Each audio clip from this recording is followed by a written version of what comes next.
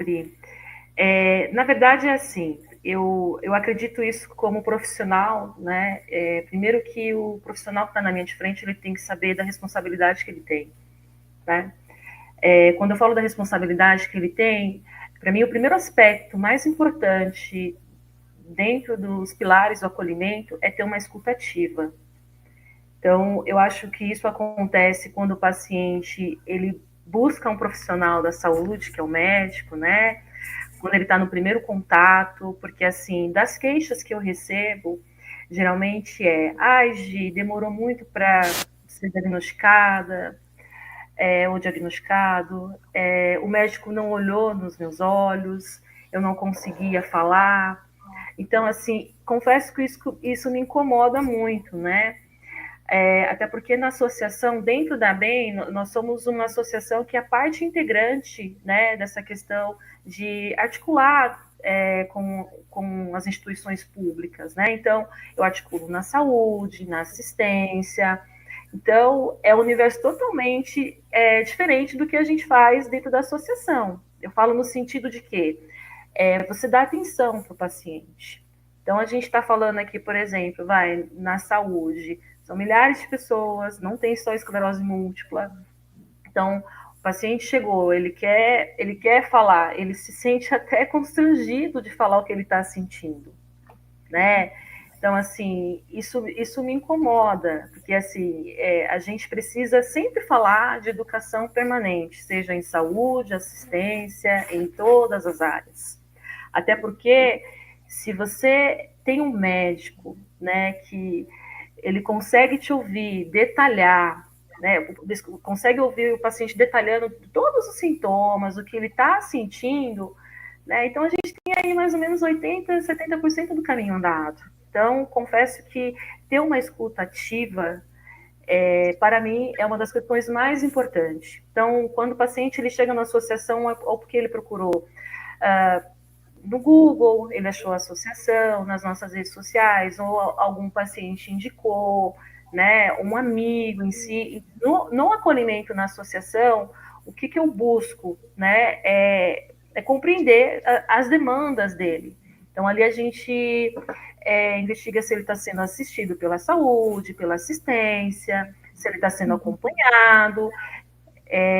Geralmente a gente pede para o familiar ir, às vezes acontece ao contrário, o familiar que busca a associação primeiro e depois vem o paciente. Eu tenho tido aí um número significativo de jovens, né? Acho que até porque também a gente vem trabalhando também fortemente com a conscientização, né? Então, aqui, por exemplo, em São Paulo, no município, são 493 unidades básicas de saúde. A gente tem espalhado toda, só no município, né? Então, a gente tem um card falando dos sintomas, né? A gente tem capacitações dentro no YouTube, né? Então, dentro dos canais da associação, entendeu? Para levar informação. E no acolhimento, Pri, como você perguntou, eu busco deixar o paciente muito à vontade, né? Porque naquele momento, alguns querem falar, outros não, né? Então, assim, o que eu entendo como profissional que eu estou falando com o indivíduo, né? Eu não estou falando com o CID. Então, eu gosto muito de trabalhar essa questão no paciente quando eu recebo ele. Ele sai de dentro da minha sala, a gente já atende o telefone dessa forma, né? Que ele não é um diagnóstico.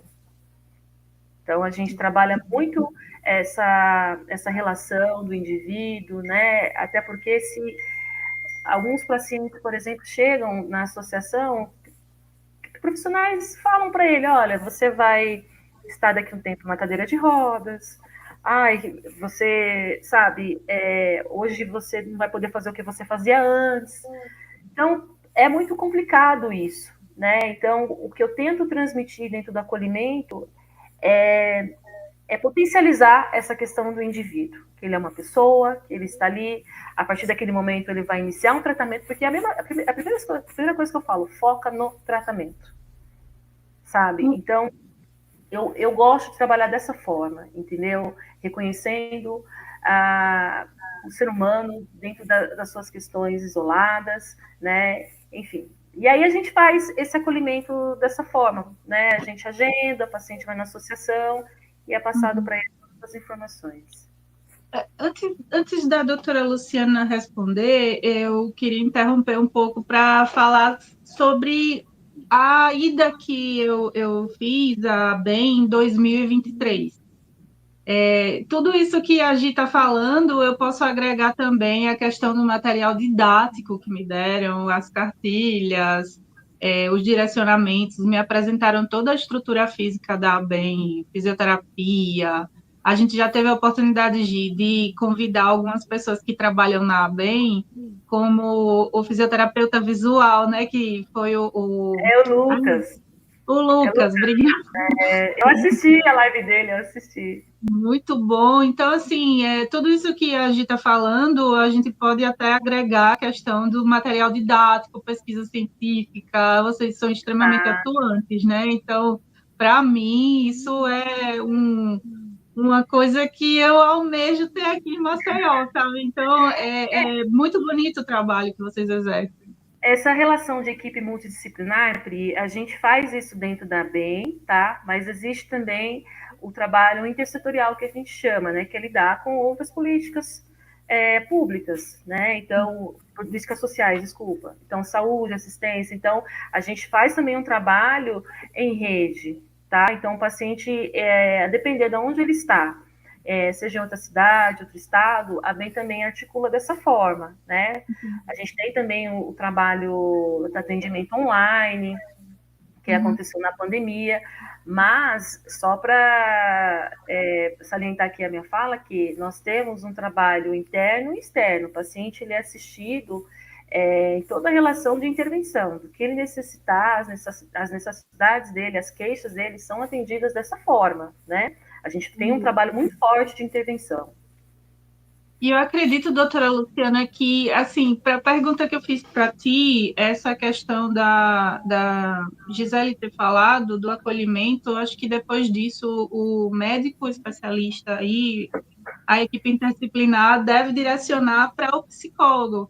Aí eu quero saber como funciona essa parte, quando você recebe esse paciente, essa análise comportamental, como é que ocorre? A gente faz também um trabalho de acolhimento, né? Porque, vamos lá, a gente está falando aqui de uma doença rara, né? Então, muitas vezes, essa pessoa não conseguiu, como a Gisele disse, não conseguiu ter uma conversa mais aberta, mais honesta, né, sobre tudo que envolve, né, o diagnóstico, né, e eu vou me incluir aqui como pessoa que tem a doença, né, leiam sobre, né, busquem conhecer a doença, busquem entender o que a outra pessoa tá sentindo, está passando, né, isso é muito importante, isso vai fazer toda a diferença, né, não tenha medo de falar, né, as pessoas acham, eu vou falar sobre isso, eu vou deixar ela triste, ela tá tão bem, ela tá aqui dando risada, né, por que eu vou falar sobre doença? Só para só para estragar o clima? Né, ficar um clima pesado, né? Então, sim, isso é uma coisa que acontece muito. Olha, esses mais de 20 anos com a doença, eu posso contar nos dedos de uma mão quantas pessoas vieram me perguntar como é que eu estava em relação à minha doença, né? Por mais que seja assim, uma coisa amplamente divulgada em rede social, né? Que eu divulgo que tem a doença e tudo. Então, assim, falem sobre, eu não tenho medo, não evitem entrar em contato com temas mais delicados, né, mais desafiadores, porque é justamente a gente entrando em contato e conhecendo essas coisas que a gente consegue lidar com elas. Não é colocando para baixo do tapete, não.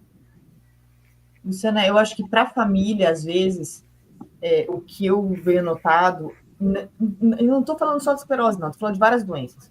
Pode ser um câncer, pode ser uma diabetes, pode ser. Temas difíceis. Eu acho que assim, a gente passa pelo processo de aceitação de uma doença, mas a família também passa.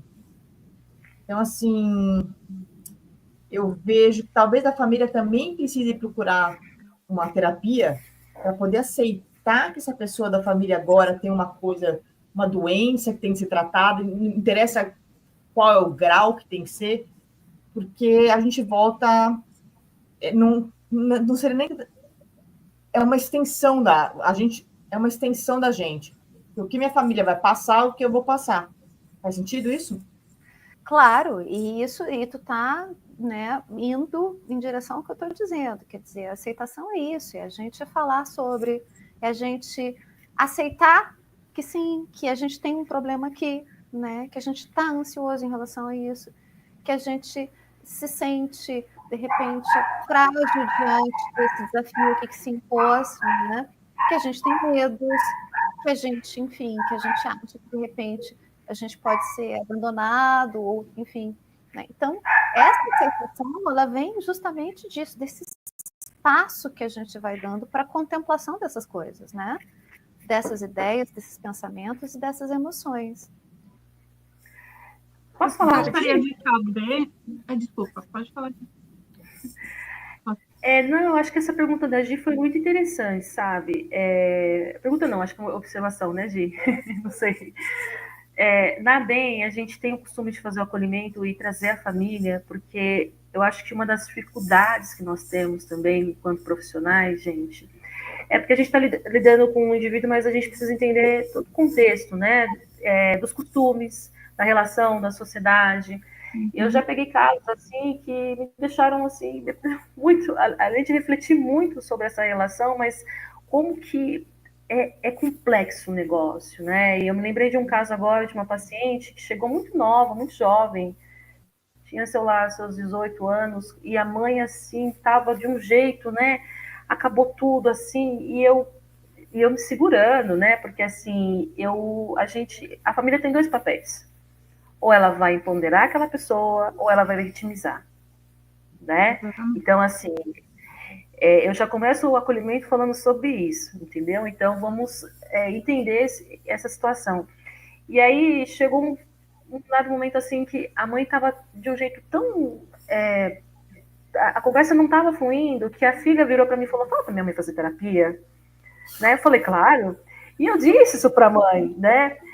E a mãe não queria fazer a terapia porque ela era muito religiosa.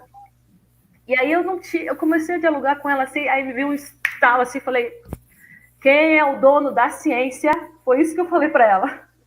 E ela olhando para minha cara assim, sabe? Falei, quem é o dono da ciência? Aí ela não soube, falei, então, o dono da ciência é Deus, né? Porque se ele deixou aqui profissionais capacitados para fazer isso, por que não utilizar da terapia? E foi a forma que eu encontrei para poder ajudar a mãe a fazer a terapia, né? Então, assim, essa extensão, né, que a gente carrega, que é a primeira constituição da gente, que é a família, é muito forte. Então, assim, quando eu falei até essa questão de fortalecimento de vínculo e trazer a família por dentro desse contexto, é justamente trabalhar isso. Porque ela vai te influenciar em tudo, sabe, pessoal? Então, é uma questão muito delicada que a gente tem lá na associação. Acho que em tudo, né? Trabalhar o contexto familiar, porque se a gente não tem uma família que está ali atenta, sabe, que fortalece toda essa relação de qualidade de vida, a gente não consegue avançar. Era só essa observação que eu queria fazer. Eu vou te contar um segredo, então, tá?